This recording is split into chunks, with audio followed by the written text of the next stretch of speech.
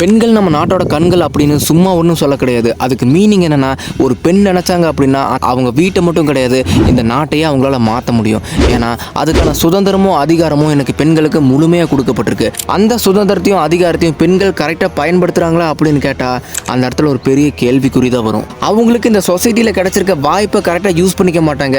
ஆனால் ஃபெமினிசம் மட்டும் நல்லா பேசுவாங்க.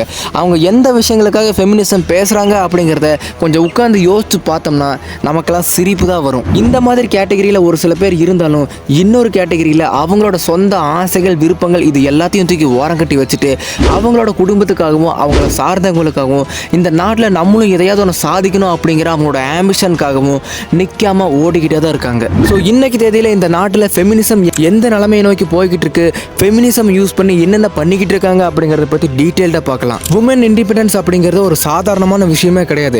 இன்னைக்கு நம்ம சுதந்திரமாக ஸ்கூலுக்கு போகிறோம், காலேஜுக்கு போகிறோம், வேலைக்கு போகிறோம் அப்படின்னா அதுக்கு காரணம் நம்ம அப்பா அம்மா ஸ்கூல் ஃபீஸ் காலேஜ் ஃபீஸ் கட்டுறாங்க அப்படிங்கிறது கிடையாது. அது இன்னைக்கு இருக்க சுச்சுவேஷன். ஆனால் இந்த சுச்சுவேஷனை உருவாக்கி கொடுக்கறதுக்காக எத்தனை பேர் அடக்குமுறையை ஃபேஸ் பண்ணியிருக்காங்க, அவமானங்களை ஃபேஸ் பண்ணியிருக்காங்க, என் உயிரை கூட விட்டுருக்காங்க. இந்த மாதிரி பல பேரோட சாக்ரிஃபைஸ்லேருந்து கிடைச்ச இந்த உமன் இண்டிபெண்டன்ஸை எல்லாருமே கரெக்டாக தான் யூஸ் பண்ணுறாங்களா அப்படின்னு கேட்டால் என்னை பொறுத்த வரைக்கும் இல்லைன்னு தான் சொல்லுவேன். உங்களோட ஹானஸ்ட் ஆன்சரை நீங்களும் கமெண்ட்டில் சொல்லுங்கள். நான் ஏன் இப்படி சொல்கிறேன் அப்படிங்கிறத பின்னாடி சொல்கிறேன். அதுக்கு முன்னாடி உமன் இண்டிபெண்டன்ஸ் அப்படிங்கிறதுக்கு உண்மையான மீனிங் என்ன அப்படிங்கிறத நீங்கள் ஃபஸ்ட்டு தெரிஞ்சுக்கோங்க. அந்த காலத்துல எல்லாம் ஒரு பெண் அப்படின்னா இப்படி தான் இருக்கணும், இந்த ஸ்ட்ரக்சரில் தான் இருக்கணும் அப்படின்னு பல கேட்டுகளை போட்டு அவங்கள உள்ளுக்குள்ளேயே மூடி வச்சுருந்தாங்க. பெண் அப்படிங்கிறவங்க இவங்க கூட மட்டும்தான் பேசணும், இந்தந்த வேலைகளை மட்டும்தான் பண்ணணும். இது எல்லாத்துக்கும் மேலே அவங்க கணவர் இறந்து போயிட்டா இவங்களும் உடன்கட்டை ஏறிடணும், அதாவது கூடவே இறந்து போயிடணும். இந்த மாதிரிலாம் ஒரு சில மோசமான அடக்குமுறைகளுக்குள்ள பெண்களை கட்டி போட்டு வச்சுருந்தாங்க பல நூறு வருஷங்களா. இப்போ இன்னொரு கொஸ்டின் உங்களுக்கு வந்திருக்கும். பேசுறதை பற்றி பேசுகிறான், பழகிறதை பற்றி பேசுகிறான், ஆனால் அந்த பெண்களோட ஆடை சுதந்திரத்தை பற்றி பேசவே மாட்டேங்கிறானே அப்படின்னு தானே யோசிக்கிறீங்க. வெயிட் பண்ணுங்க, அதையும் நான் சொல்கிறேன். இந்த மாதிரிலாம் பல அடக்குமுறைகளை ஃபேஸ் பண்ணி ரொம்ப காலம் கஷ்டப்பட்டு இன்னைக்கு இருக்க பெண்களுக்கு அந்த காலத்து சிங்க பெண்கள் இந்த சுதந்திரத்தை வாங்கி கொடுத்துருக்காங்க. ரெண்டாவதாக பார்க்க போகிறது ஃபெமினிசம் இல்லை. ஃபெமினிசம்னு சொல்லிட்டு ஃபேக் ஃபெமினிசம் பேசுகிற ஒரு சிலர் பற்றி தான் பார்க்க போகிறோம். ஃபெமினிசம் அப்படின்னா என்ன? அந்த காலத்தில் பெண்கள் அடக்குமுறைகளை ஃபேஸ் பண்ணாங்க, ஆனால் இன்னைக்கும் பெண்கள் அடக்குமுறைகளை ஃபேஸ் பண்ணினாங்க அப்படின்னா அதுக்காக குரல் கொடுக்கறது தான் ஃபெமினிசம். இப்போ ஃபெமினிசம் பேசுகிற ஒரு சிலரை லிஸ்ட் எடுத்து அவங்க பேசுறத கொஞ்சம் நோட் பண்ணி பாருங்களேன். அவங்க பேசுறதுக்கும் ஃபெமினிசம்க்கும் எந்த சம்பந்தமுமே இருக்காது. அவங்க பேசுகிற ஃபெமினிசம் எல்லாம் எதை பற்றி இருக்கும் அப்படின்னு கேட்டிங்கன்னா, ஆண்கள் இந்த மாதிரி ட்ரெஸ் போடுறாங்க, ஏன் நாங்கள் போடக்கூடாதா? ஆண்கள் சரக்கு அடிக்கிறாங்க, நாங்கள் அடிக்கக்கூடாதா? பசங்க தம் அடிக்கிறாங்க, ஏன் நாங்கள் அடிக்கக்கூடாதா? அப்படின்னு ஆண்கள் போயிட்டு இருக்க தவறான பாதையை பற்றி மட்டும்தான் அவங்களோட ஃபெமினிசம் டாக் இருக்கும். சரி, ஓகே, ஆடை சுதந்திரம் அப்படிங்கிறது கூட அவங்களோட தனிப்பட்ட விருப்பம். அதில் மூணாவது மனுஷங்க தலையிறதுக்கு அவங்களுக்கு அதிகாரம் கிடையாது. ஆனால் அதுவும் ஒரு குறிப்பிட்ட அளவு வரைக்கும் தான். சும்மாவா சொன்னாங்க அளவுக்கு மிஞ்சினால் அமிர்தமும் நஞ்சு அப்படின்னு? அளவுக்கு மீறி ஒரு விஷயத்த பண்ணிட்டு இருக்கோம் அப்படின்னா கண்டிப்பாக அதுவே நம்மளை ஒரு நாள் அழிச்சிரும். உங்களுக்கே நல்லா தெரியும், பெண்களுக்கு அவங்களோட உயிரை விட அவங்களோட மானம் தான் ரொம்ப பெருசு அப்படிங்கிறது. ஸோ அதை ஆடை சுதந்திரத்தை யூஸ் பண்ணி மிஸ்யூஸ் பண்ணாதீங்க.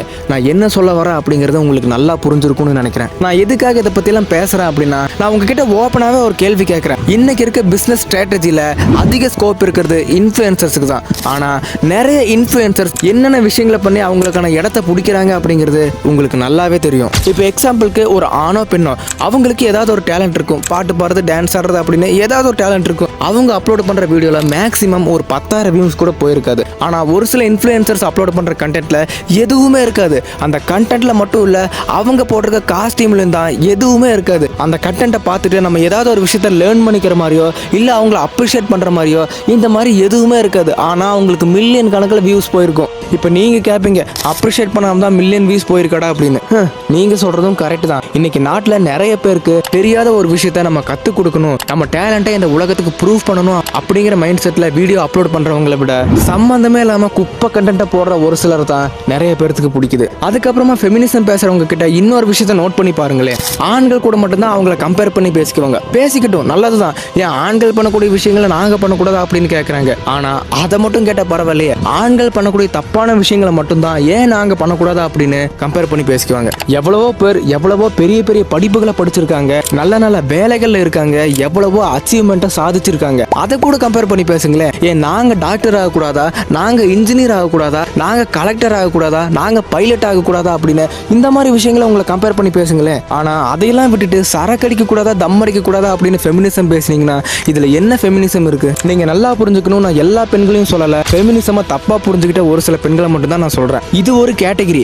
இன்னொரு கேட்டகரியில் இருக்கவங்க என்ன பண்ணிட்டு இருக்காங்க அப்படின்னா, உண்மையாவே கலெக்டர் ஆயிருக்காங்க, டாக்டர் ஆயிருக்காங்க, இன்ஜினியர் ஆயிருக்காங்க, ஜட்ஜ் ஆயிருக்காங்க, சயின்டிஸ்ட் ஆயிருக்காங்க, பைலட் ஆயிருக்காங்க, இந்த மாதிரி சொல்லிக்கிட்டே போகலாம். இவங்கெல்லாம் வாயில சொல்லிட்டு இருக்க மாட்டாங்க, நான் அது பண்ணக்கூடாதா இது பண்ணக்கூடாதா அப்படின்னு. அவங்க என்ன பண்ணணும் அப்படிங்கிறத மைண்ட்ல ஃபிக்ஸ் பண்ணிட்டு செயல்ல செஞ்சு காட்டுவாங்க. இவங்க தான் உண்மையான சிங்கப்பெண்கள். நம்ம சும்மா வாட்ஸ்அப்ல சிங்கப்பெண் பாட்ட ஸ்டேட்டஸ் வச்சுக்கிட்டா மட்டும் பார்த்தாது, நம்மளோட முன்னேற்றத்துக்காக நம்ம என்ன பண்றோம் அப்படிங்கிறது ரொம்ப ரொம்ப முக்கியம். ஓகே கைஸ், இன்னைக்கு நான் பேசுனது நிறைய பேருக்கு ரொம்ப கடுப்பாயிருக்கும். அவங்க கிட்ட எல்லாம் கையெடுத்து கும்பிட்டு நான் மன்னிப்பு கேட்டுக்கிறேன். நான் எந்த பெண்களையுமே தப்பா சொல்லல. இன்னைக்கு நாட்டில் இருக்க ரியாலிட்டி பத்தி மட்டும் தான் பேசினேன். ஆனா ஒரு சிலருக்கு நான் என்ன சொல்ல வரேன் அப்படிங்கிறது கொஞ்சம் புரிஞ்சிருக்கும் அப்படின்னு நினைக்கிறேன். அப்படி உங்களுக்கு புரிஞ்சிருந்தா புரியாதவங்களுக்கு கொஞ்சம் எடுத்து சொல்லுங்க. ஃபெமினிசம் அப்படின்னா என்ன அப்படிங்கிறத எல்லாரும் தெரிஞ்சுக்கிட்டோம்.